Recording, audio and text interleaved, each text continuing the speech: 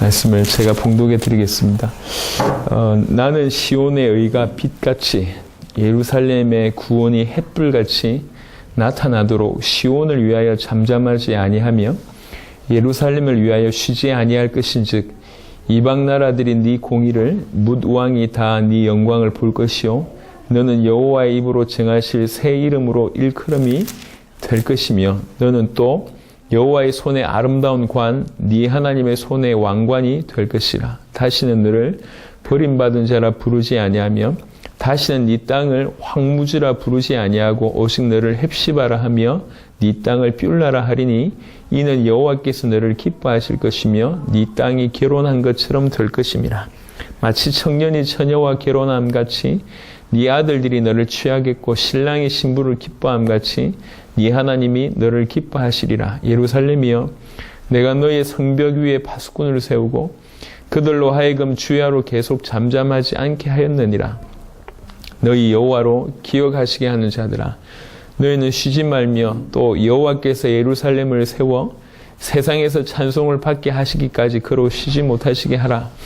여호와께서 그 오른손 그 능력의 팔로 맹세하시되 내가 다시는 네 곡식을 네 원수들에게 양식으로 주지 아니하겠고 네가 수고하여 얻은 포도주를 이방인이 마시지 못하게 할 것인즉 오직 추수한 자가 그것을 먹고 나 여호와를 찬송할 것이요 거둔 자가 그것을 나의 성소 뜰에서 마시리라 하셨느니라. 성문으로 나아가라 백성이 올 길을 닦으라. 큰 길을 수축하라. 돌을 제하라. 만민을 위하여 기치를 들라. 여호와께서 땅끝까지 선포하시되 너희는 딸 시온에게 이르라. 보라 네 구원이 이르렀느니라. 보라 상급이 그에게 있고 보응이 그 앞에 있느니라 하셨느니라. 사람들이 너를 일컬어 거룩한 백성이라 여호와께서 구속하신 자라 하겠고 또 너를 일컬어 찾은 바 된 자요 버림받지 아니한 성읍이라 하리라. 아멘. 오늘 이사야 62장의 이 말씀이 그대로 이 성전 가운데 또 참여 이름 성도들 가운데 임하기를 그리스도 예수 이름으로 축원합니다. 작은 바람인데요. 이 바람이 불씨가 되고 불씨가 바람과 합해지기 시작을 하면 큰 일을 행할 수가 있습니다. 만 5년 전에 우리대의 세계복음을 감당해야 되겠다라는 그 믿음 때문에 아무 연고도 없는 플로리다를 가게 됐고 플로리다 마이애미에서 다양한 시도를 하면서 2주라는 시간 동안에 플로리다를 살릴 만한 또 나아가서는 마이애미와 미국을 살릴 만한 사람을 찾아야 되겠다는 마음으로 뛰기 시작을 했습니다. 아무도 몰랐고 또 언어도 통하지 않는 그 땅에서 하나님께서 그 믿음을 보시고 걸음을 보시고 한 사람을 찾게 했습니다. 그 한 사람은 사실은 지금 돌이켜볼 때 굉장한 사람은 아닙니다. 어마어마한 능력을 이루어냈던 사람은 아니지만 하나님께서 준비하신 사람이었습니다. 예, 되는 것 같습니다.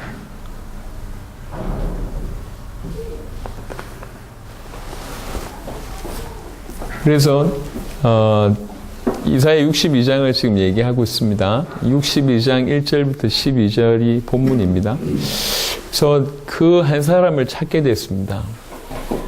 그 한 사람을 정말 중심으로 도왔던 것 같습니다. 얼추 한 2년을 그 사람과 그 교회를 도왔던 것 같아요.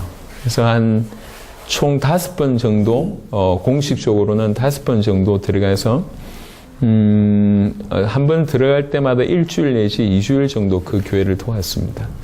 감사하게 그 교회가 살게 됐고 그런 일이 일어나는 걸 보면서 이 목사님이 굉장히 큰 도전을 받게 됐습니다. 그래서 이 목사님께서 그때부터 이제 문을 열어주시기 시작하면서 목사님 문을 열어주신 멕시코, 그 다음에 목사님 문을 열어주신 과테말라, 두 나라의 문이 열렸고 그래서 그 나라에 가서 또 이제 그 나라를 섬기면서 그 나라의 제자들이 찾아지고 과테말라에서 또 다른 문이 열렸고 과테말라에서 엘살바도르와 니카라과의 문이 열렸고 또 그 두 나라를 섬겼고 엘살바도르에서 또 콜롬비아와 또 파나마의 문을 열어주셨고 콜롬비아에서도 문이 열려서 베네수엘라의 문이 열렸고 이렇게 한 15개 내지 20개 나라의 문이 열렸고 그 나라들 중에는 쿠바처럼 단기간에 나라 전체가 영적으로 장악되는 것을 우리가 보게 됐습니다.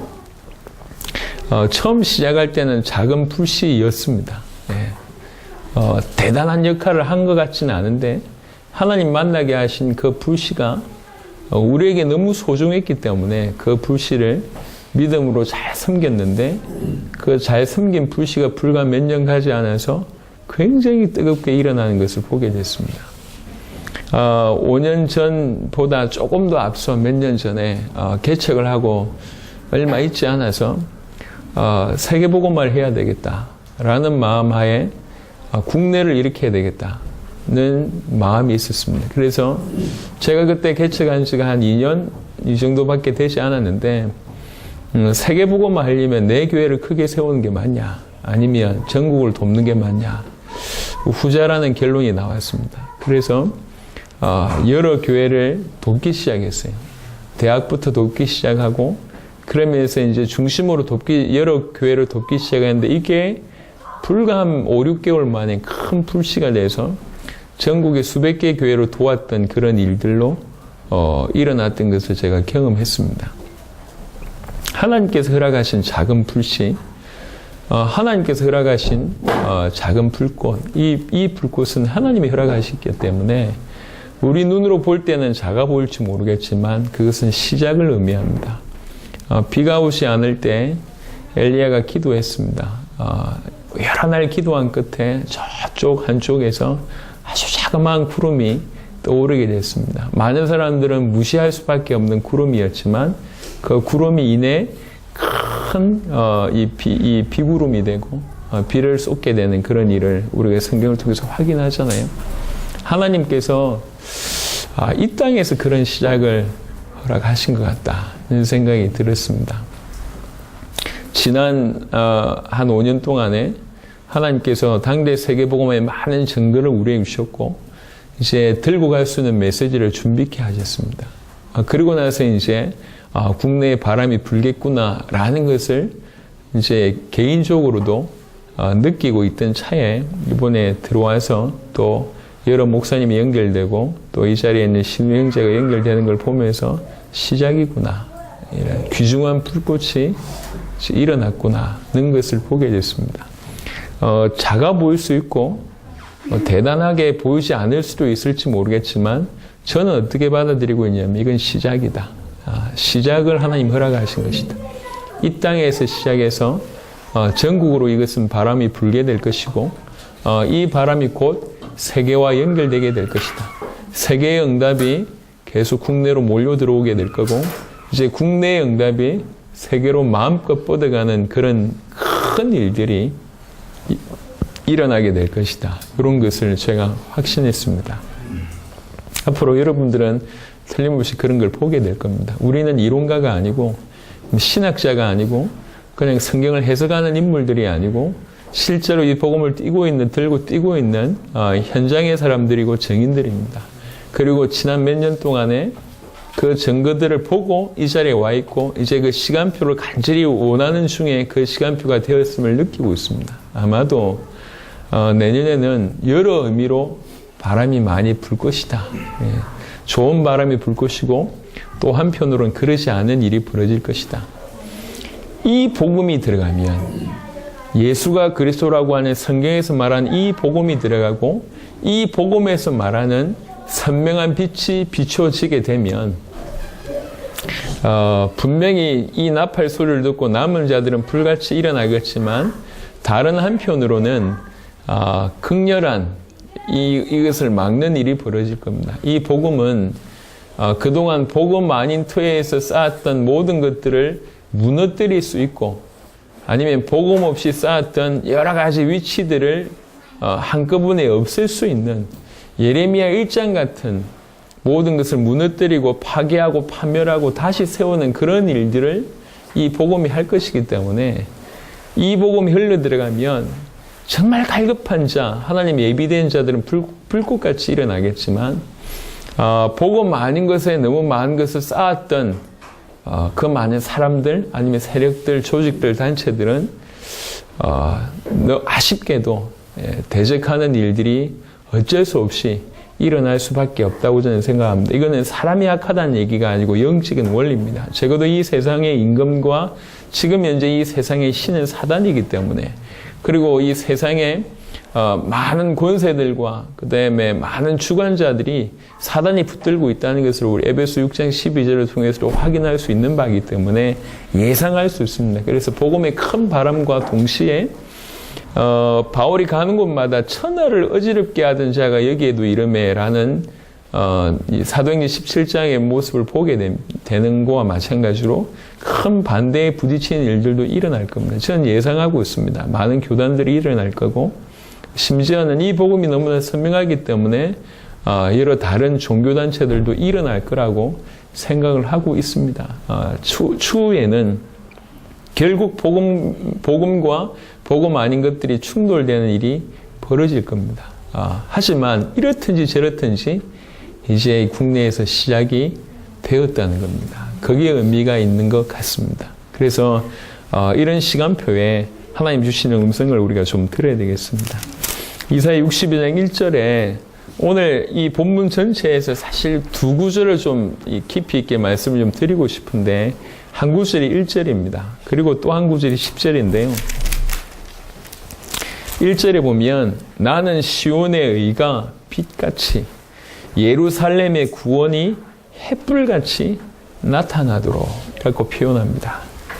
이걸 위해서 시온을 위하여 잠잠하지 아니하며 예루살렘을 위하여 쉬지 아니할 것인즉 이렇게 표현하고 있습니다. 물론 이것은 말하는 화자 이사야의 고백일 수도 있고 이사야를 통해서 하시고자 하는 하나님의 소원일 수도 있습니다.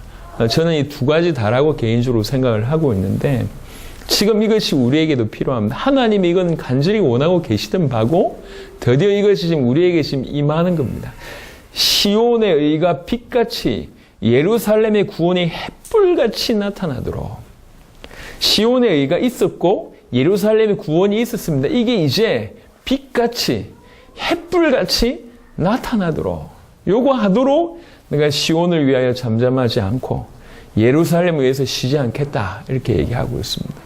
이게 하나님의 소원이고, 지금 이제 이 소원이 이 동해 땅에 붙었고 우리에게도 동일하게 주시는 말씀입니다.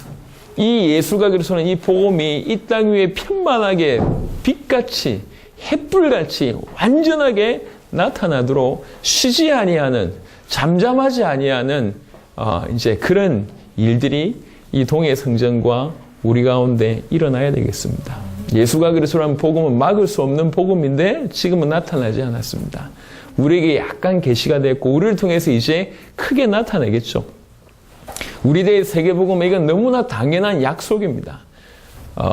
언약을 알지 못하고 믿지 못해서 사실은 모든 문제가 왔는데, 어찌하여 성경을 들고도 언약을 모를 수 있는지, 어떻게 이런 일이 일어날 수 있는지를 모르겠어요. 그런 기적이 지금 수천 년간 일어났단 말이거든요. 분명히 이건 약속인데요. 제가 이번에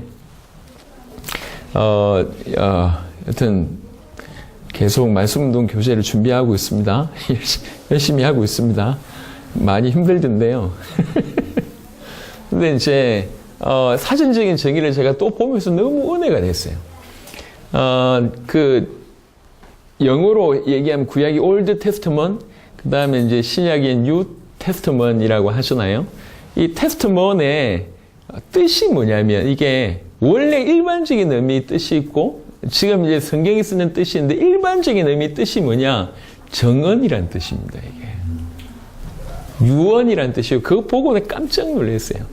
이게 정언이란 뜻이에요. 유언이란 뜻이고, 이걸 이제 성경으로 이제 아예 고유명사가 되면서 나타난 뜻은 뭐냐면 약속이 적힌 정명서라는 뜻입니다. 약속이 적힌 정명서. 원래 배경이 뭐냐? 정언한다라는 뜻이에요, 이게.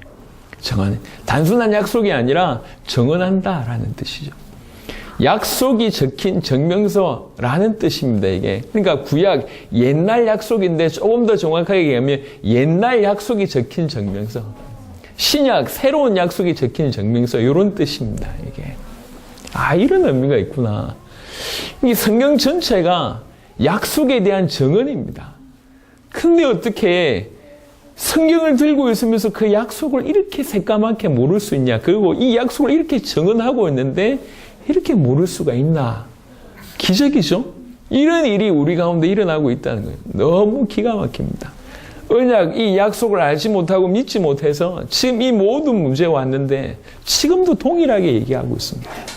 예수가 그리스도라는 것이 영원한 언약이고 지금 이 시대의 언약은 뭐냐면 그 주님이 다시 오신다는 거예요. 신약 시대를 살아가고 있는 말세지만을 살아가고 있는 우리에게 남은 약속은 뭐냐면 예수가 그리스도라는 영원한 약속을 잡은 자에게 하나 남은 것은 그분이 다시 오신다는 거거든요.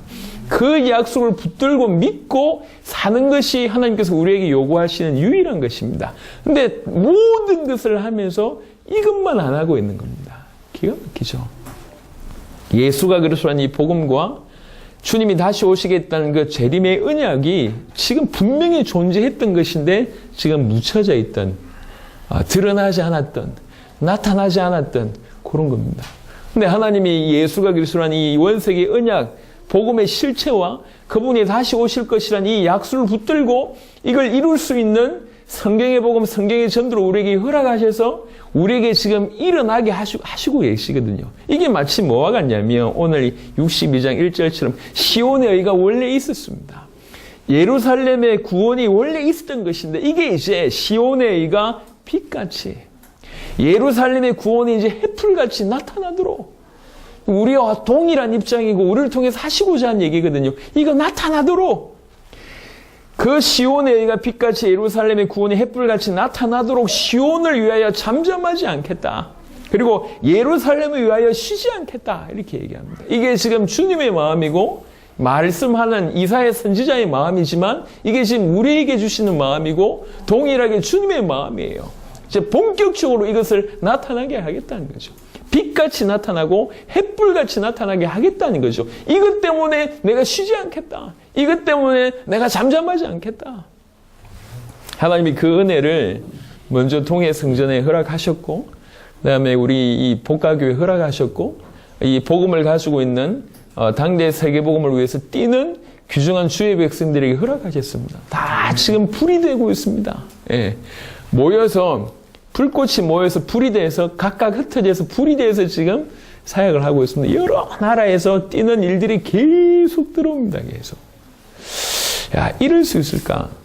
페이스북에 올라온 글 중에 거의 다 중남미 스페니시 글로 이렇게 올라오거든요. 친구들이요. 예, 거의 다 스페니시 글인데 전부 이렇게 전도하는 사진들, 포럼하는 영상들 이런 것들이 계속 올라옵니다.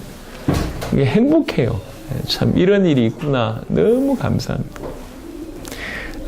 제 전화기는 울린 지가 한참 오래됩니다. 아예 뭐 전화 올 사람도 없고 워낙 뭐 관계가 다 끊어져 가지고 한 2달씩 나갔다 오니까 그러니까 전화가 가끔씩 울리는데 광고 뭐 전화 말고는 오는 전화가 없어요.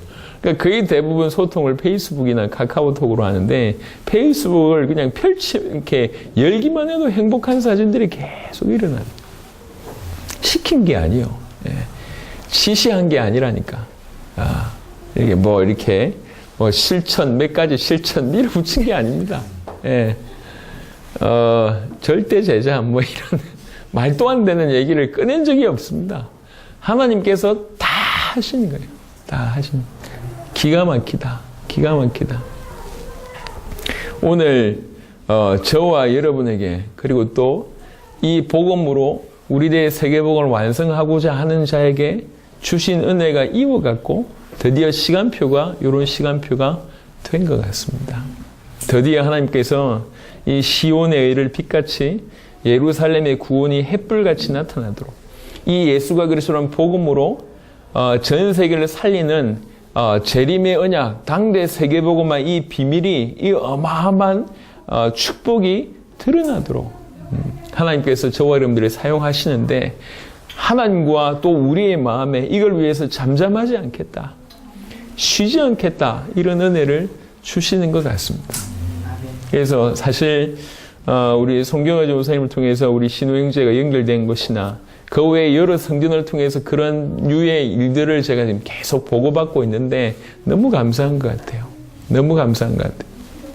아까 우리 울산 성전의 우리 이선희 전사님 같은 경우에도 몸이 그럼에도 불구하고 현장을 놓치지 않고 계속 들어가는 모습이나 이런 것들이 드러나지 않지만 계속 일어나고 있습니다. 얼마나 감사한지 모르겠습니다. 드디어 이런 중심들이 모아지고 있고 또 이런 자들이 일어나고 있고 이런 시간표가 됐다는 거죠. 이제 빛같이 햇불같이 나타나는 시간표가 이 땅에 왔다. 이 땅에 왔다. 하나님께서 귀중한 은혜를 주실 겁니다. 그래서 2절부터는 설명을 합니다. 이방 나라들이 네 공의를 무드 왕이 다 네 영광을 볼 것이요 너는 여호와의 입으로 정하실 새 이름으로 일컬음이 될 것이며 너는 또 여호와의 손에 아름다운 관 네 하나님의 손에 왕관이 될 것이라. 이런 일을 하는 자에게 주시는 축복이겠죠. 별 관심이 별로 없어요. 뭘 하겠다, 뭘 하고 싶다, 뭘 되고 싶다, 어디에 오르고 싶다라는 관심이 사실은 너무 중요한 걸 보고 나니까 별로 중요하지가 않습니다. 철없을 때 저 정도 위치에 오르면 참 좋겠다. 수만 명, 수십만 명을 리드하는 사람이 됐으면 참 좋겠다라는 꿈을 꾼 적이 있습니다. 근데 그게 다 헛된 꿈이요. 앞에 서본들 뭐 하냔 말이에요. 왜 서야 되는지를 알지 못하면 앞에 서본들 뭐 할 건데요. 사실은 앞에 선 자에게는 축복이기도 하지만 큰 책임감이 있습니다. 준비되지 않은 채로 앞에 서서 사람들을 끌고 가다가 소경이 소경을 이끄는 꼴이 되면 큰일 납니다. 저는 그런 경험들을 많이 합니다. 저 사람은 차라리 목사가 안 됐으면 오히려 칭찬받았을 것인데 평신도로 살았으면 참 칭찬받는 인물이었을 것인데 목사가 돼가지고 본인은 나름대로 열심히 하는지 모르겠지만 목사는 목회자는 양떼를 끌고 가야 되는데 그 역할을 감당하지 못해서 그 밑에는 양떼들이 힘들어하는 것을 제가 너무 여러 번 경험해 보면서 참 안타까움이 많았어요. 안타까움이. 앞에 선다는 것은 큰 축복입니다. 하지만 큰 책임감이 있어요. 앞에 선 사람이 올바로 복음으로 이끌어내지 못하면 이거는 하나님 앞에 섰을 때도 큰 책임을 져야 됩니다. 저는 몇 사람에 대해서 그런 생각을 하고 있습니다. 참 그분들 주님 앞에 서면 어떻게 될까라는 생각을 하고 있습니다. 마음이 무거워요. 잘했다 잘못했다의 수준이 아니요. 앞에 서면서 올바로 복음으로 성도들을 끌지 못하거나 아니면 리드하지 못한다고 얘기할 때 그 결과는 너무너무 어마어마합니다. 너무너무. 그래서 저는 여러 번 얘기했지만 이 땅에서 살인자보다 강간이나 강도식보다 더 심한 큰 저주가 뭐냐? 주의 종이 앞에서 복음을 전하지 않는다는 거예요. 공식적으로 예배를 인도하면서 영혼을 죽이는 것과 같은 그런 큰 일은 없습니다. 제가 알기로는. 강단에서 복음 전하지 않는 것만큼 큰 죄는 이 땅에 없습니다. 그와 비슷하게 영적으로 끝나고 앞에 서 있으면서 복음을 얘기하지 않고 다른 것을 복음인 양 얘기하면서 많은 사람들의 눈을 가리는 것만큼 큰 일이 없어요. 큰 죄가 없습니다. 많이 안타깝습니다.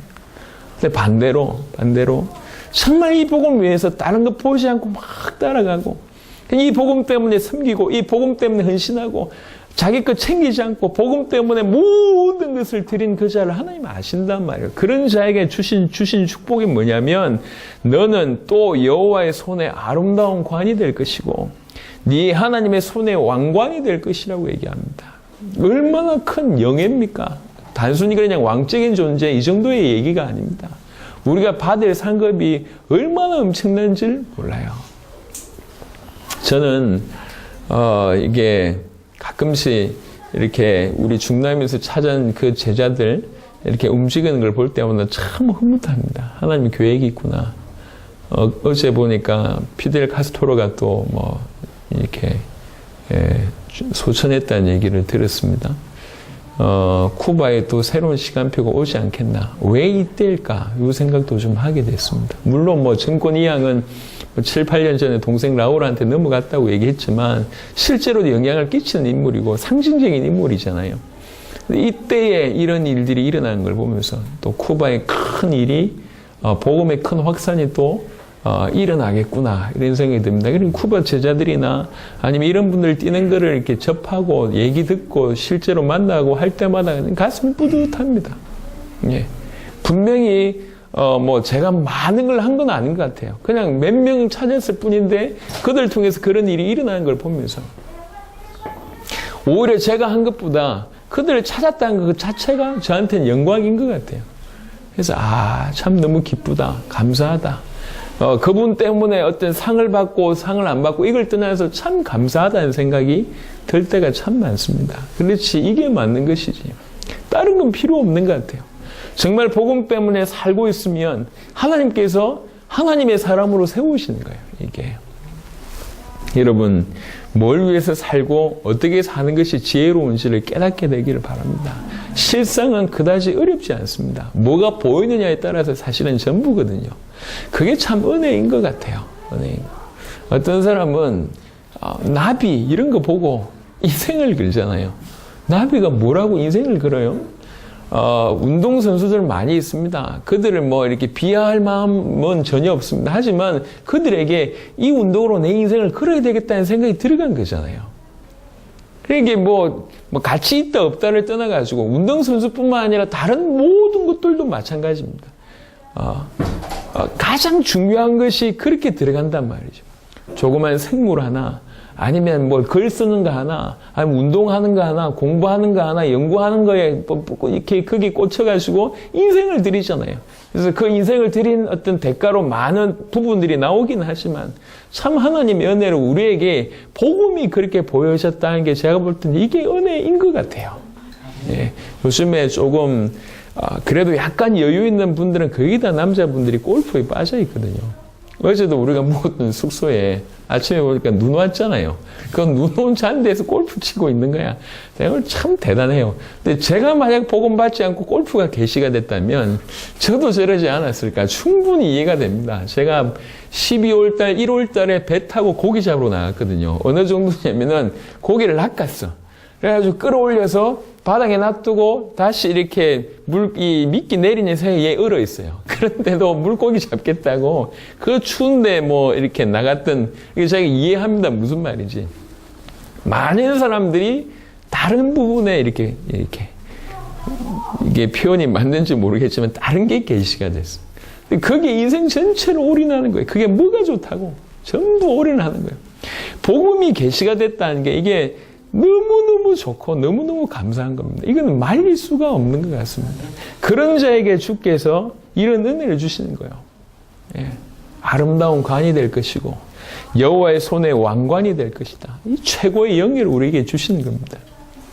저는 지금 계속 끊임없이 저를 바꾸는 작업들을 합니다. 누구든지 그렇지만 저는 이렇게 완전히 이렇게 밑바닥 인생이었기 때문에 주변 사람들을 이렇게 저 사람들 때문에 이렇다라는 걸 넘어서서 항상 저는 저를 체크하는 그런 입장이었거든요.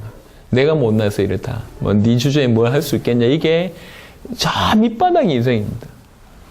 그런 어떤 생각들이 항상 저변에 깔려 있기 때문에, 근데 이제는 많은 사람들을 끌고 가야 되는 위치인데 밑바닥은 이렇거든요. 이걸 계속 넘어서야 돼요. 그 넘어서는 작업들을 표현하지 않으면서 계속 하고 있습니다. 그러니까 저는 이 정도 수준인데 하나님이 준비하신 건 뭐냐면 이런 겁니다. 네가 여호와의 관이 될 것이다. 이렇게 얘기하니까 이게 저로서는 받아들일 수 없는, 이게 너무 큰 축복이다 보니까 네가 그동안 수고했으니까 뭐 사례비 좀 올려줄게. 이 정도면 제가 감사하겠는데 그게 아니라 여호와의 영광, 여호와의 관이 될 것이 이런 식으로 얘기하시니까 이게 너무 이렇게 갭이 큰 겁니다. 그런데 믿기로 했습니다. 이게 맞는 말이다. 내가 오랫동안 너무나 잘못된 것에 길들여져서 복음을 내 수준으로 이해하고 그걸 내 수준으로 받아는 게 문제지 실상은 이게 아니냐.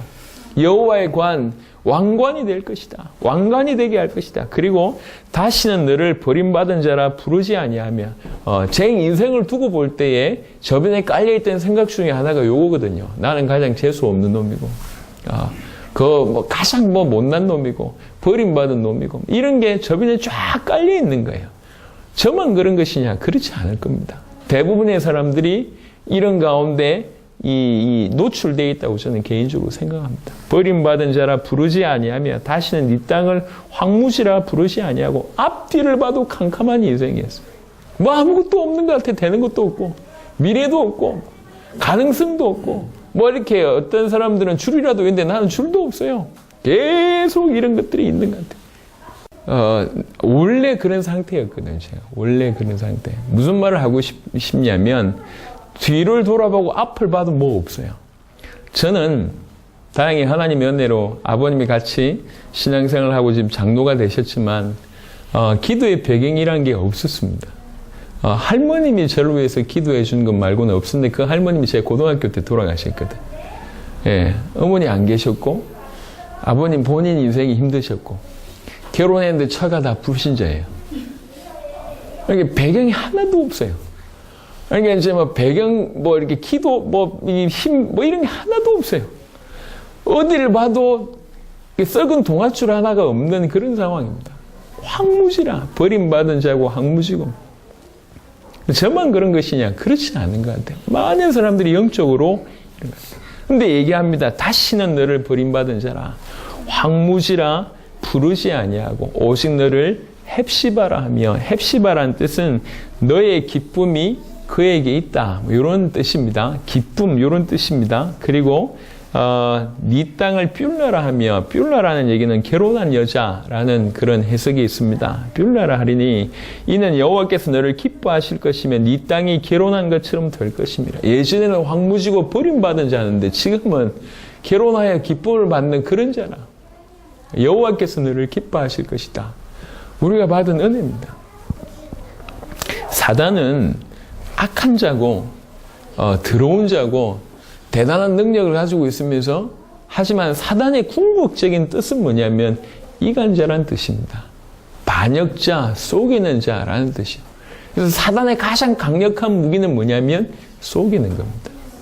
그리고 이간, 분리시키는, 그게 사단의 가장 큰 특징입니다. 가장 큰 강력한 무기죠. 그래서 계속 우리에게 그런 공격을 합니다.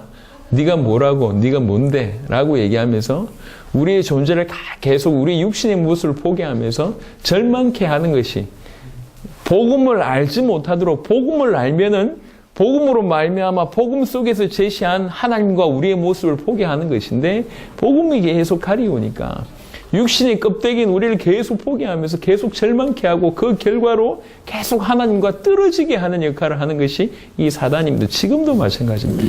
근데 오늘 얘기하고 있습니다. 너는 다시는 버림받은 자라 부르지 아니하고 황무지라 부르지 아니할 것이다. 너는 헵시바다. 너는 뷸라다. 너는 결혼한 여자처럼, 그리고 기쁨을 가진 자처럼 여호와께서 너를 기뻐하실 것이다.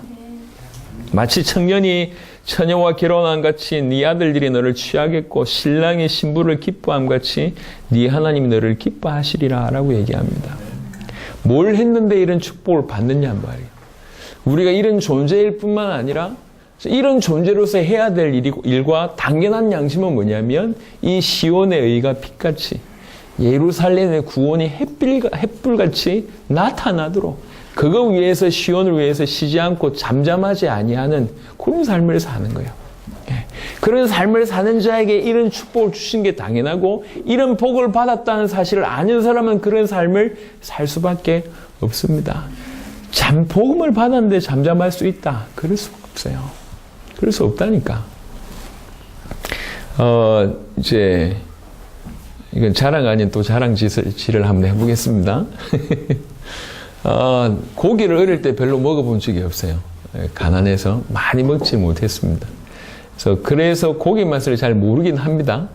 그런데 야, 진짜 이 고기 맛있구나 라고 느껴본 적이 몇 번 있어요. 그 중에 한번 우리가 다 같이 갈 거니까 조금만 기다리시면 다 같이 갈 거니까 세계에서 소들이 어디에 방목되느냐에 따라서 그 고기가 차이가 난대요. 그래서 뭐 한우가 최고다라는 이런 거짓말을 하면 안 됩니다. 그거는 한우 발전을 위해서 하는 얘기지 우리나라를 위해서 하는 얘기지 결코 최고가 아닙니다. 저기 텍사스 같은 데 보면 이게 잘 방목이 돼서 고기가 맛있기도 하고, 제가 이제 아는 곳은 이제 로키 산맥에서 방목된 캘거리 같은데 고기가 정말 맛있어요. 근데 거기에 아주 오래된 스테이크 집이 있습니다. 100년 이상 됐다고 했는데 그곳에 가서 고기를 먹어본 적이 있습니다. 스테이크를 먹어본 적이 있는데, 저는 영화 그 매트릭스라는 영화 보면요, 이 가룟 유다 같은 배신자, 이름 뭔지 기억이 안 나는데 그 배신자가 이제 이렇게 그 어떤 악당의 대표를 만나가지고 레스토랑에서 밥 먹는 장면이 나와요. 여러분 잘 모르시겠지만 한번 보세요. 근데 스테이크를 진짜 맛있게 먹는 장면이 나와요. 걔가 연기를 잘한 것 같아. 고기를 두툼하게 썰어가지고 아주 맛있게 먹는 장면이 나오는데 저는 그런 걸 한 번도 맛본 적이 없는데 캘거리 가서 한번 맛을 본 거죠. 아, 이게 스테이크구나 라고 느꼈습니다. 그 다음부터는 웬만한 고기는 별로 감동이 안 됩니다. 그리고 어떤 사람들이 가서 경치 막 좋다고 얘기하는데 로키를 한번 보고 오니까 별로 다른 경치가 별로 눈에 들어오지 않아요. 심지어는 미국의 그 큰 그런 산을 갔는데도 불구하고 별로 감동이 안 와요. 너무 좋다고 하는데 너무 좋은 걸 보고 나니까 별 감동이 오질 않습니다. 정말 좋은 것을 보고 정말 제대로 된 걸 보면 그렇잖아요. 인간도 그렇거든요. 좋아하는 음식을 먹으면 사랑한 사람이 생각이 나죠. 아주 영화의 은혜를 받으면 아니면 너무 재밌다고 영화를 보면 적어도 저 같은 입장은 전 가만히 있지 않습니다. 만나는 사람들마다 계속 보라고 얘기합니다. 너 구원받았지? 그럼 이거 봐야 돼. 이러면서 계속 얘기를 합니다. 계속 얘기를 하고 싶어요. 예, 왜 그러냐? 영화가 너무 재밌고 얘가 영화를 보면 얘가 기뻐할 것 같아. 그래서 제가 계속 얘기하는 거예요.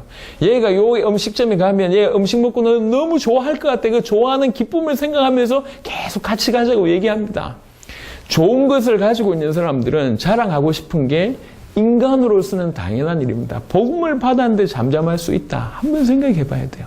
성향의 문제가 아니에요. 표현은 성향 따라서 조용하게 할 수 있고 크게 할 수 있습니다. 하지만 이거는 표현상의 문제지 표현을 안 할 수가 있냐? 없습니다. 복음을 받았는데 잠잠할 수 있냐? 잠잠할 수 없습니다. 예수가 그리스도는 이 복음이 나를 살리고 죄를 살린다고 정말 믿는 사람이 죽어가는 그에게 얘기 안 할 수 있냐? 없습니다. 복음은 그럴 수가 없어요. 복음은. 이 복음이 우리에게 왔고 이 복음으로 이 세계 전체를 살릴 수 있다라는 믿음이 우리에게 왔고 그것도 우리 대의 전 세계를 살릴 수 있구나라고 왔고 그것이 주께서 원하시는 일이고 우리의 소원이라는 걸 알았습니다. 당대 세계복음화는요 한편으로는 주님의 소원입니다. 하지만 이거는 또 한편으로는 이것은 우리 인간 본연의 행복입니다. 창세기 1장 26절 28절에 원래 지음 받을 때에 전 세계를 우리에게 맡겼거든요. 생육하고 번성하고 충만하고 다스리라고 얘기했습니다. 그게 인간 본연이 해야 될 일이고 그 일을 할 때 인간은 행복하게 되어 있습니다. 세계복음화 하나님의 소원이면서 동시에 우리가 행복할 수 있는 유일한 길이요.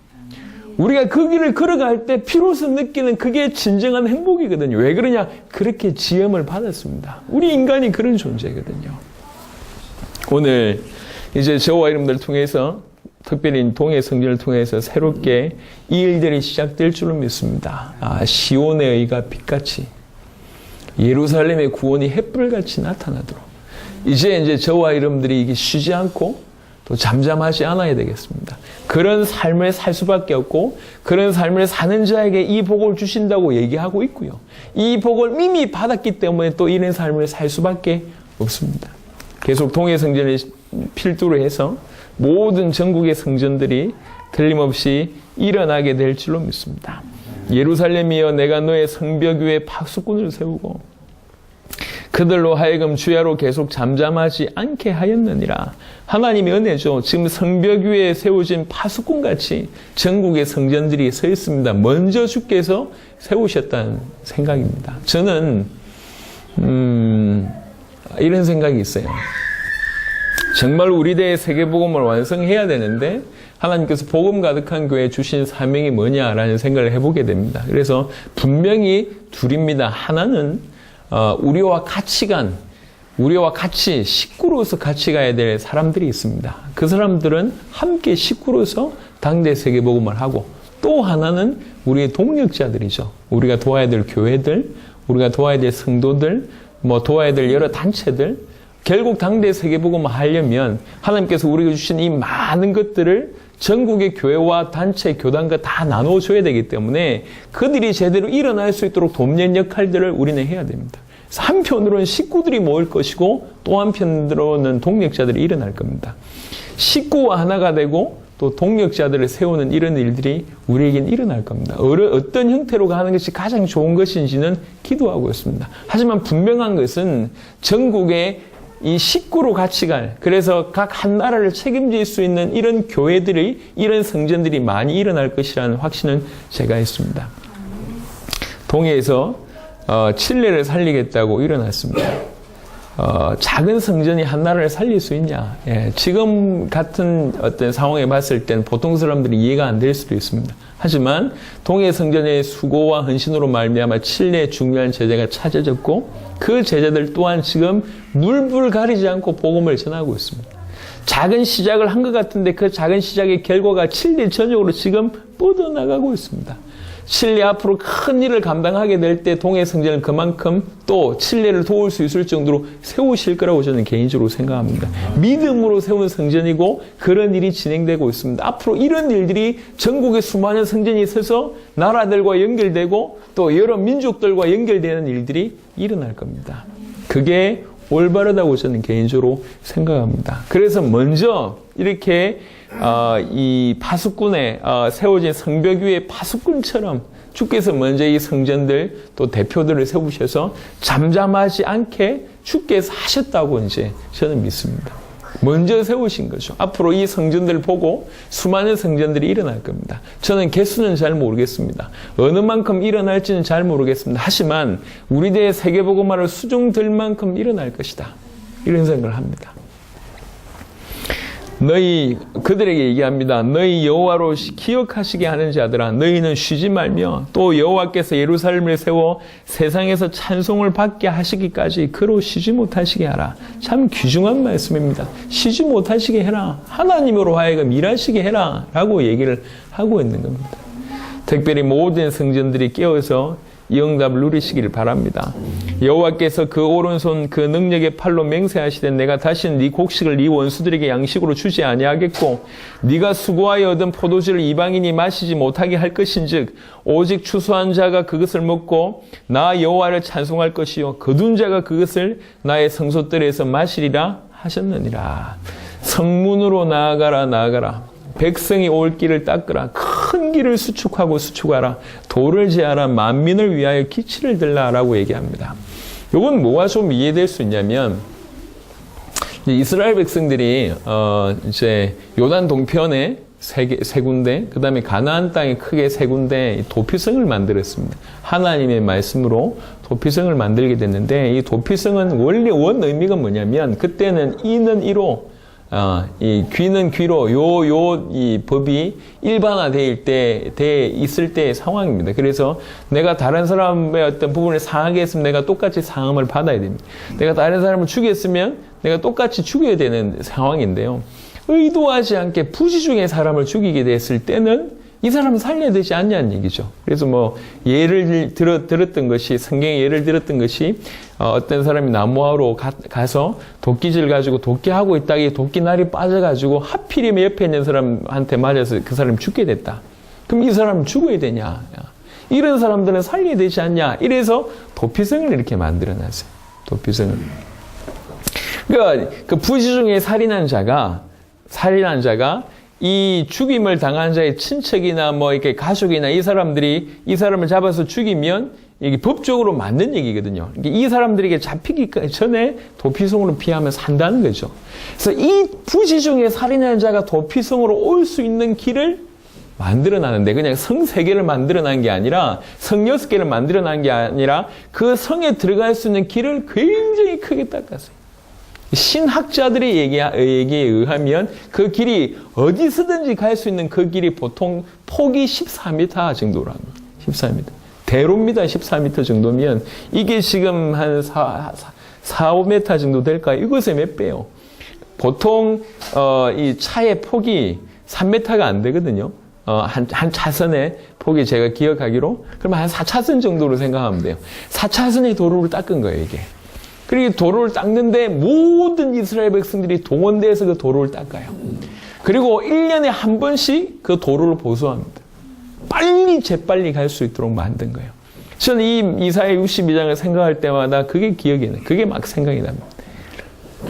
백성들이 몰려올 것이다. 백성들이 몰려올 것이니까 성문으로 나아가서 백성이 몰려올 것이니까 길을 닦아라. 길을 닦는데 큰 길을 수축해라. 큰 길을 수축하고 오는데 방해되지 않도록 돌을 낫게 해라. 그래서 만민이 올 수 있도록 만민을 위해서 길을 들라. 만민이 몰려올 것이니까 이렇게 지금 얘기하고 있습니다. 저는 모태로부터 신앙생활을 해왔습니다. 한 20년 다니고 결론 낸 게 하나님 살아계시지 않구나. 아니면 제가 다녔던 교회가 좀 컸는데 한 700명 정도였는데 믿음의 사람을 제가 본 적이 없어요. 분명히 열심히 하는 사람들이 많은데 개인적으로 저 사람 인생을 보니까 저 사람 보니까 하나님 살아계신 것 같다라고 저한테 느낌을 준 사람이 한 사람도 없어요. 그래서 저는 둘 중에 하나의 결론을 내려야 됐어요. 하나님이 없냐? 아니면 이 700명이 다 잘못됐냐? 이런 생각이 들었어요. 이러든지 저러든지 치솟할 이유가 없다. 그래서 대학 들어가자마자 저는 교회를 떠났습니다. 근데 저를 위해서 기도해 주던 분이었는지 모르겠는데 CCC의 어떤 분이 선배가 회빈했다고 무조건 수련회 가야 된대요. 그래서 수련회를 1학년 2학기 때 가서 조금 은혜를 받았습니다. 그리고 나서 돌아와서 또 이제 피해 다녔죠. 예, 피해 다니다가 군대를 이제 1학년 마치고 가게 됐습니다. 군대 사건이 저한테는 굉장히 큰 계기가 되긴 했습니다. 틀림없이 남이 겪을 수 없는 큰 일을 제가 경험하게 되면서 폭탄 맞아 사람 죽어간 걸 보고 나도 폭탄 맞아서 죽었다가 내가 살았구나라는 걸 경험하게 되고 나서 병원에 누워 있으면서 양심적인 생각 딱 하나 들었습니다. 어떤 생각이 들었냐면은 저는 적어도 그때까지 우리 집이 예수 믿는데 왜 이렇게 망하지? 항상 분노 아니면 원망 이게 가득했어요. 왜 예수 믿는데 우리 집안이 이래? 왜 예수 믿는데 우리 집안이 이렇게 철저하게 모든 면에서 이렇게 망하지? 이게 항상 제 변에 깔려 있었어요. 그래서 열린 마음으로 하나님을 사랑 이게 아니고 기도할 때도 너무 없으니까 달라고 기도하고 하는 것마다 안 되니까 좀 이렇게 해달라고 기도할 뿐이지 인격적인 따뜻한 만남이란 건 저한테 없었습니다.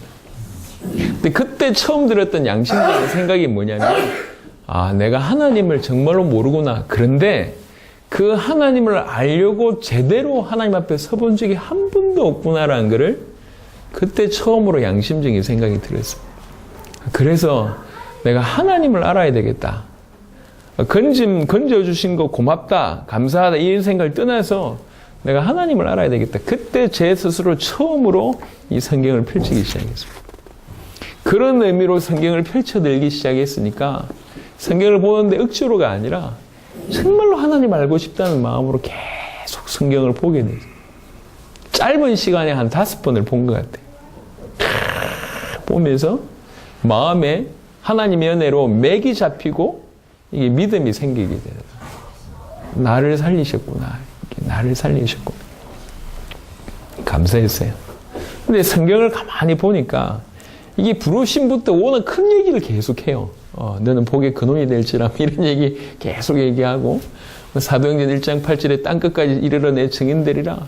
성경 얘기는 나를 이렇게 부르셨구나 라고 얘기하는데 실제로 삶을 사는 사람들은 대부분 자기 필요 때문에 예수님을 구하고 하나님을 믿는 이런 부분이더라고요. 조금 이런 괴리감이 생겼는데 하나님의 은혜로 예수가 그리스도는 이 복음이란 부분들이 깨달아지기 시작을 했고 세계복음화 이게 들어왔어요.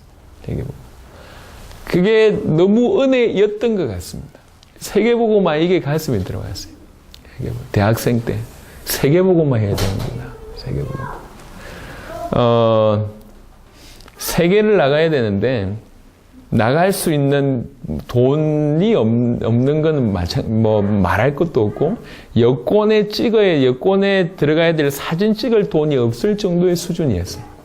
근데 마음에 세계복음을 해야 되겠다. 그게 그때부터의 기도였습니다. 잘한 건 없는 것 같은데 놓치진 않았어요. 나는 세계복음만 한다. 세계를 살리는 것이다. 왜 그러냐? 이 복음을 보니까 이 복음의 사이즈가 내 잘 먹고 잘 사는 그 정도의 사이즈가 아니더라고요. 이 복음 자체가. 이 복음으로 세계를 살릴 수 있겠구나 믿어지니까 세계복음화 해야 되겠다. 이게 그때부터 지금까지 기도였던 것 같고 방향이었습니다. 교회를 개척하고 나서도 모든 방향이 그쪽이었어요. 길을 걸어가면 걸어갈수록 점점 계시가 되고 눈이 열리고 확신이 드는 거죠. 당장 항상 문제는 늘 끊이지 않고 있습니다. 늘 끊이지 않고 있어요. 하루에 파도가 수천 번, 수만 번 치는 것과 같이 늘 문제, 수천 개, 수만 가지의 문제가 계속 제 발밑을 붙잡는 일들이 많아요. 예. 당장 경제 문제, 아니면 또 교회의 어떤 인간관계 문제들, 아니면 사회 가면서 있는 문제들, 해결해야 될 문제들이 부지기수로 쫙 깔려 있습니다. 계속 발목을 잡아요. 계속 육신에 머물고 그것에 빠져 살 수밖에 없도록 한편으로 문제뿐만 아니라 관심을 끄는 많은 것들이 있잖아요. 그런 것들로 계속 끌고 가도록 공격을 하는 것 같습니다. 근데 감사하게 이걸 붙잡았어요. 세계복음화 해야 되겠다. 그 많은 문제 중에도. 그리고 그 세계복음화를 붙잡고 있는 내가 누군지에 대해서 계속 믿음을 가지기 시작했어요. 지금 우리가 볼 때는 만민이 몰려올 거다. 안 믿죠. 많은 사람들이 이 사실을 믿지 않습니다. 우리 대의 세계복음화를 끝내야 되겠다라고 주장하니까 이렇게 얘기하니까 어떤 분은 신학적으로 이렇게 대답을 저한테 하더라고. 그거는 하나님의 절대 주권을 무시하는 행위다. 하나님이 세계복음을 완성하는데 네가 세계복음 완성한다고 얘기한 것 자체가 절대 주권을 무시하는 행위다. 이렇게 얘기 나왔어요. 참 그런 분들은 신학 공부를 차라리 안 하는 게 나았습니다. 이게 이유를 그렇게 갖다 대면 안 되거든요. 그럼 바울은 하나님의 절대 주권을 무시하는 행위를 한 사람이잖아요. 그때가 단축하여 진고로 그때를 끝내기 위해서 인생을 올인했는데 많은 사람들이 많은 얘기가 있지만 실제로 이것들이 깨달아지기 시작했습니다. 지금도 저와 여러분들의 발목을 붙잡고 있는 부분들이 많이 있을 수도 있고 그 다음에 누구보다도 우리가 우리 자신을 알잖아요. 내가 내 꼬라지를 알잖아. 그래서 제가 저를 볼 때 세계를 살릴 수 있냐? 지난번에도 얘기했습니다. 아놀드 목사가 조용히 와서 얘기를 해요. 저보고. 조 목사님은 저에게 아버지 같은 분이고 우리 사무를 앉혀놓고 내 어머니 같은 분이고 이렇게 얘기를 해요. 저 덩치 큰 분이 우리 와이프 앉혀놓고 그런 얘기를 해요. 그만큼 너무 고맙기 때문에 그런 얘기를 하는데 그런 얘기를 들을 때마다 내가 이런 얘기를 들을 만한 가치가 있나? 내가 뭔가를 한 게 있는가? 부끄럽기 짝이 없어요. 근데 그런 얘기가 저한테 어떤 식으로 자꾸 들리고 있냐면 네 생각을 바꾸라는 식으로 계속 들리고 있어요. 네가 누구냐를 계속 하나님께서 저를 세우는 그런 부분들로 계속 들립니다. 하나님의 은혜를 그렇게 주시는 거죠. 우리가 볼 때 우리가 우리 모습을 보거나 우리 상황을 볼 때 이 말은 전혀 안 맞는 얘기예요. 그런데 성경을 진실로 자세하게 보세요. 하나님을 만났다는 게 어떤 의미인지, 하나님이 우리에게 임했다는 말이 어떤 의미인지, 복음을 받았다는 것이 어떤 의미인지 보세요. 복음을 받았고 하나님 받았을 때 하나님을 만나게 됐을 때 하나님이 뭐라고 얘기하시는지 보세요. 항상 뭐와 연결되어 있냐면 당신의 소원과 우리의 행복과 연결되어 있는 전 세계 살리는 것과 계속 연결되어 있습니다. 내 수준은 한정없이 약한데 주님이 계속 이 얘기를 원하십니다. 내가 너를 통해서 전 세계를 살리겠다. 이 얘기를 계속 하는 거예요. 이 말을 믿고 준비하는 자가 지혜로운 자입니다. 만민이 몰려올 것이다. 그러니 큰 길을 닦아라. 그리고 장애물 돌 다 쥐해라. 제해라. 틀림없이 만민이 몰려올 수밖에 없으니까 그렇게 해라. 본격적으로 당세복 사역을 한 지 한 5년 정도 된 것 같습니다. 참 감사하게 제일 많은 변화는 물론 저와 우리 가정에 있었지만 또 큰 변화가 우리 교회에 임한 것 같습니다. 참 짧은 시간에 이 교회가 당세복을 할 만한 가장 적합한 교회의 모습으로 완전히 바뀌어버렸어요. 이럴 수 있는가 싶을 정도로 바뀌어버렸습니다. 5년 이게 시간이 긴 것 같잖아요. 예, 죄송합니다. 다른 교회 5년 어떻게 진행하는지 물어보세요. 대부분 변화 없는 그런 교회로 진행되고 있습니다. 근데 그 약 5년간의 시간 동안에 하나님께서 이 교회를 굉장히 극적으로 너무너무 빠른 변화를 허락하셨습니다. 왜 그렇겠냐는 거죠. 틀림없이 주께서는 우리를 통해서 이 일을 하실 겁니다. 지금 여러분들이 특별히 동해 성전이 동해에서 하고 있는 작은 일이 작은 일이 아니고 만민을 위하여 길을 들고 있는 일이고 만민이 올 수밖에 없도록 길을 닦는 일이고 그것도 큰 길을 수축하고 있는 일입니다. 도를 제하고 있는 일이요. 앞으로 여기에서 전 세계로 뻗어나간 일들이 일어날 거고 전 세계 응답이 이 자리에 그대로 흘러들어올 겁니다. 우리가 많은 사람들은 육신적인 뭘 가지고 기준을 갖다 대려고 합니다. 우리가 사람이 많아서 가능할 거야. 우리가 머리가 똑똑하니까 우리가 가진 것이 많으니까 전 세계 상대에서 뭘 할 것이다 라고 가진 것이 많은 사람은 그런 큰 소리를 치고 있습니다. 하지만 이 육신적으로 할 수 있는 일이 못 됩니다. 또 한 명이라도 전 세계를 능히 감당할 수가 있습니다. 오늘 이 자리에 계신 귀중한 여러분들 또 이 메시지를 듣고 있는 모든 주의 백성들에게 하나님의 은혜가 있기를 그리스도 예수 이름으로 축원합니다. 우리는 막연하게 언젠가 이게 아닙니다. 너무나 사실적인 우리 눈으로 목도하고 있는 거잖아요. 틀림없이 만민이 올 수밖에 없을 겁니다. 그러니 길을 닦고 큰 길을 수축하고 도를 제하는 그런 인생을 사는 것이 당연합니다. 오늘 제가 이사야 62장을 얘기하면서 1절과 10절 말씀을 조금 깊이 있게 다룰 거라고 말씀을 드렸습니다. 드리고 싶은 말씀, 제 마음에 또 당대 세계복음만 가족들에게 하나님께서 이 말씀을 주시는 것 같아요. 틀림없이 시온의 의가 빛같이 예루살렘의 구원이 햇불같이 이제 나타날 것이다. 나타나도록 쉬지 않고 잠잠하지 않기를 원한다. 이렇게 말씀하시고 또 10절에 틀림없이 만민이 몰려올 것이다. 만민이 올 수밖에 없기 때문에 백성이 올 길을 닦아라. 또 큰 길을 수축해라. 그리고 도를 제하라. 라고 얘기하고 있습니다. 1절과 10절의 말씀이 지금 우리 시간표에 또 우리에게 주신 은혜 중에 은혜입니다. 이런 자에게 1절을 말씀하시고 2절부터 5절의 축복을 쭉 하신 것처럼 10절을 말씀하시고 또 11절, 11절에 12절에 그와 같은 축복을 또 말씀하십니다. 여호와께서 땅끝까지 선포하시되 너희는 딸 시온에게 이르라. 보라 네 구원이 이르렀느니라. 보라 상급이 그에게 있고 보응이 그 앞에 있느니라 하셨느니라. 사람들이 너를 일컬어 거룩한 백성이라 여호와께서 구속하신 자라 하겠고 또 너를 일컬어 찾은 바 된 자요 버림받지 아니한 성읍이라 하리라. 아멘. 우리가 요즘에 이제 느끼고 있는 바고 경험하고 있는 바지만 하나님이 당신의 일을 하시는 것이 너무나 선명하고 그 하나님의 일을 하실 때 그 일에 같이 따라가는 것이 이게 너무 쉬운 일이다 이렇게 생각이 들어요. 올 한 해 우리가 우리를 통해서 하나님 하시는 일들이 사실은 굉장히 많습니다.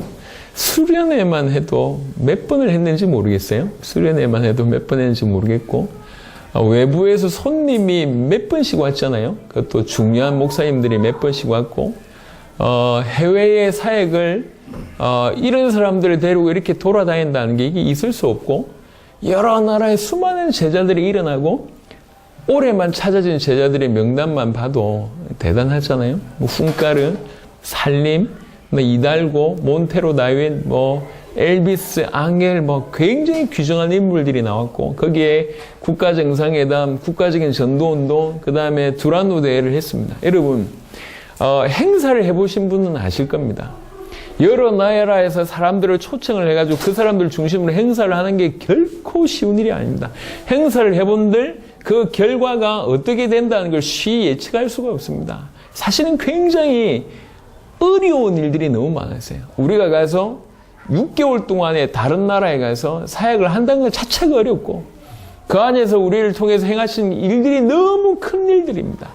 너무 큰 일들인데 이걸 육신적으로 기획하고 계획을 하고 뭔가 진행한다고 얘기할 때 이 일 하다가 그냥 다 퍼질 거예요.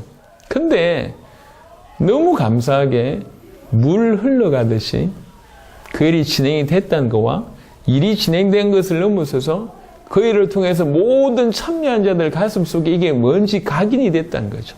정상회담이 뭔지, 두란노 대회가 뭔지, 국가적인 전도운동이 뭔지, 그걸 통해서 하나님께서 어떻게 하실지가 든든하게 기둥으로 쌓여졌다는 거죠.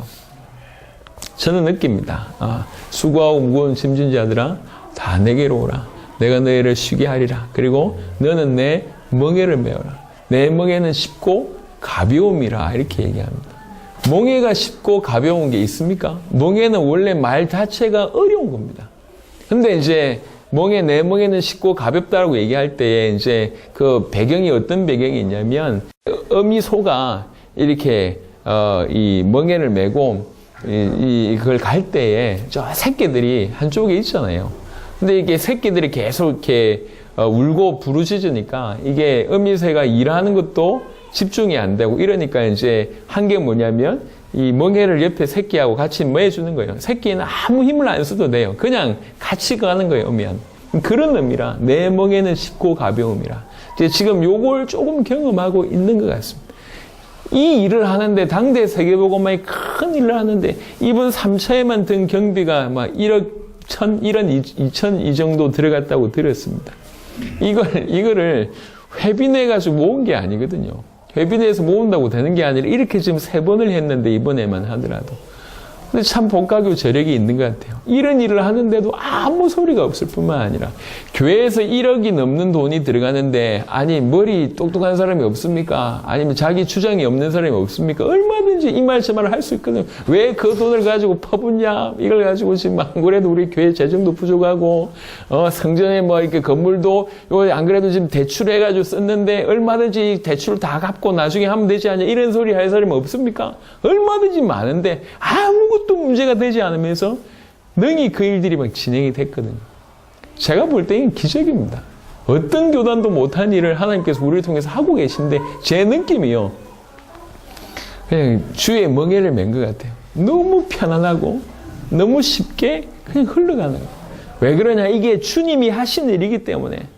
그래서 거대한 흐름에 그냥 편안한 그 뗏목 타고 있는 느낌이요. 노젓지 않았는데 그냥 쫙 가는 그런 느낌이죠. 아무 힘들지 않고 그냥 그 흘러가는 그 물 흐름에 따라 그냥 맡겨놓고 쭉 가는 듯한 그런 느낌이요. 그냥 탔을 뿐인데 하나님 그렇게 하시는 것 같아요. 감사한 거는 이 사이즈가 지금 점점 커지고 있잖아요. 우리 대의 세계복음을 완성할 만한 귀중한 문들을 열고 계시거든요.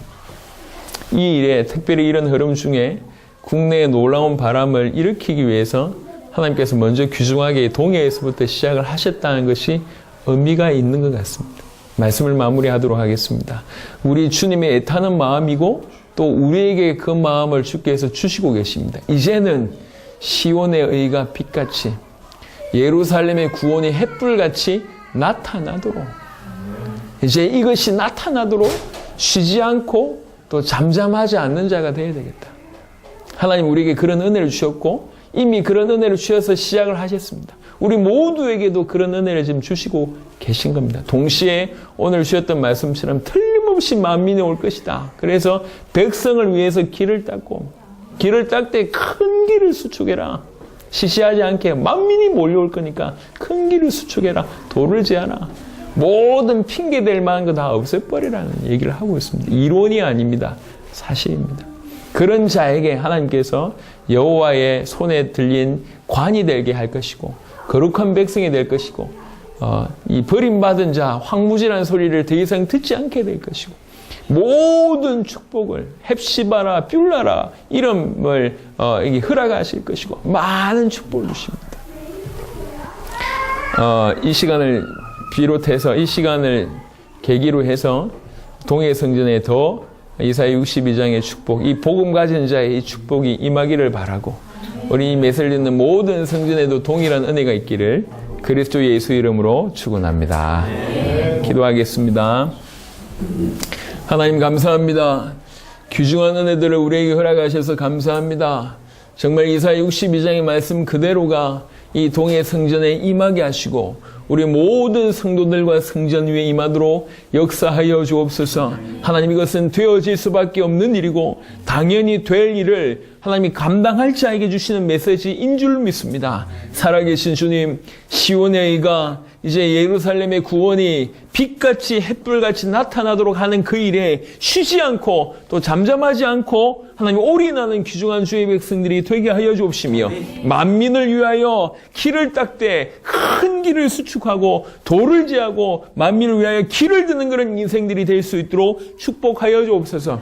하나님은 국내에 뜨거운 바람을 불게 하실 것인데 동해에서 이 일을 시작하게 하신 주님을 찬양합니다. 이 불길이 국내 전체에 불게 하여 주옵시며 이 불길이 전 열방으로 흘러나가게 하시고 전 세계 응답이 이곳까지 흘러들어오도록 하나님 역사하여 주옵소서. 오늘 말씀을 허락하신 주님을 찬양하옵고 살아계신 우리 주 예수 그리스도 이름으로 기도드렸습니다. 아멘.